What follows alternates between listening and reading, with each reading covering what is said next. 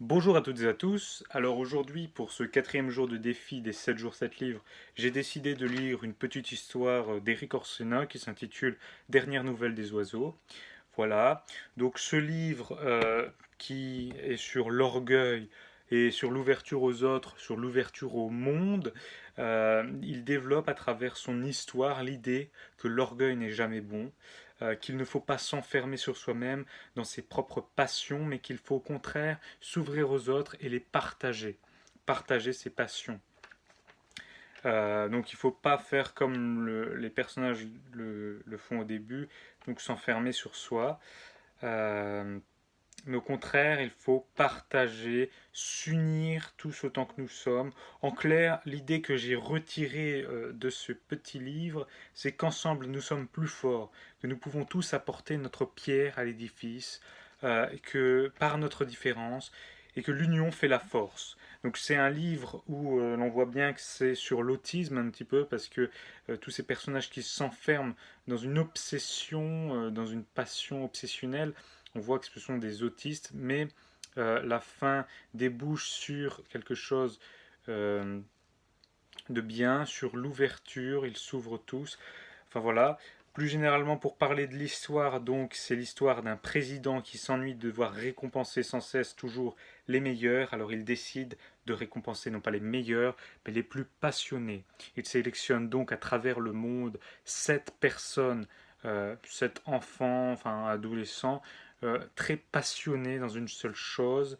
On retrouve ainsi des personnages qui sont, pour un qui est passionné par les escaliers, de façon obsessionnelle, un autre qui est passionné de façon aussi obsessionnelle pour les roues, une autre fille qui est passionnée elle pour les ailes des oiseaux et elle veut en reconstruire en vrai. Et donc sous ordre du président, ils vont tous être mis sur une île où ils vont devoir, enfin où ils auront le droit d'exercer leur passion, mais ils vont tous rester orgueilleusement renfermés sur eux-mêmes, dans leur coin. Et c'est finalement grâce à une tempête qui va surgir qu'ils vont devoir s'unir, s'entraider, en apportant tous, par leur qualité, par leur différence, leur pierre à l'édifice pour construire un avion pour pouvoir partir de cette île. Donc c'est un livre assez intéressant, bien que ce soit un livre plutôt dédié à un jeune public, j'ai quand même apprécié. J'ai également lu un autre livre, enfin j'ai plutôt terminé un livre que j'avais commencé il y a un moment. Il me restait seulement une cinquantaine de pages, c'est Germinal de Zola. Du coup, dans ce livre qui met en scène le personnage d'Étienne Lantier, qui se fait embaucher aux mines de Mutsu dans le nord de la France, ce personnage fait connaissance avec les Maheu et il tombe amoureux de leur fille Catherine, mais comme elle est déjà prise par je ne sais plus, Chaval, oui, Chaval, il y a une certaine rivalité entre les deux hommes qui se crée dès le début du roman et qui s'étale sur toute la durée, évidemment, de l'histoire. Donc, Étienne, il est très vite révolté par les conditions déplorables et misérables, si je puis dire, des mineurs. Il rêve d'une société juste et il commence peu à peu à propager des idées révolutionnaires qui poussent les mineurs à la grève. Donc, ils finissent tous indéniablement par devenir grévistes, par être en grève. Les semaines s'écoulent et ils commencent à être affamés. Ils réclament du pain, mais victimes de répression violente, ils se résignent à reprendre le travail. C'est alors que Souvarine, un ouvrier anarchiste, euh, sabote la mine.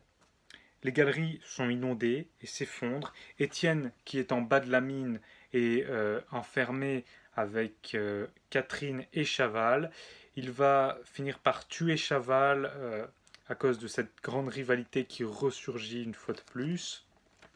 Catherine, elle, meurt dans ses bras de faim et de fatigue, etc. Parce que les jours passent, les jours s'écoulent et ils n'ont rien à manger. Ils finissent même par manger leurs vêtements, par manger leur ceinture. C'est assez déplorable. Et malgré tout, Étienne Lantier finit par être sauvé. Il est un des seuls survivants donc, de la mine, enfin de ce tragique accident. Et il va donc finir par repartir à Paris. Euh, Ses illusions sont noyées, mais il a toujours une touche d'espoir qui ressurgit et il sait qu'un jour les mineurs réussiront à se lever tous contre la bourgeoisie qui les manipule un petit peu. Donc voilà, c'est un roman sur la révolte, sur l'espoir, et qui met en lumière les conditions déplorables et horribles des mineurs à l'époque. Donc voilà, c'est très réaliste et c'est très poignant. J'ai trouvé ça assez intéressant. Alors c'est pas forcément mon genre de livre, enfin particulièrement, mais je pense que c'est intéressant de le lire au moins une fois dans sa vie pour juger de ce qu'on peut vivre les mineurs à notre époque, enfin à leur époque, pardon. Et le style de l'auteur est assez sympathique et c'est bien écrit, je trouve, mais je trouve que c'est trop familier. Après, forcément, c'est fait exprès pour, euh, pour rendre encore plus poignant toute cette histoire et pour se rattacher aux mineurs et à leur langage, etc. Mais voilà, j'ai pas tellement aimé ce niveau ce niveau de lecture. Voilà. C'est tout ce que j'avais à dire pour aujourd'hui. Du coup, on se retrouve demain pour un autre livre et une autre vidéo. Sur ce, portez-vous bien.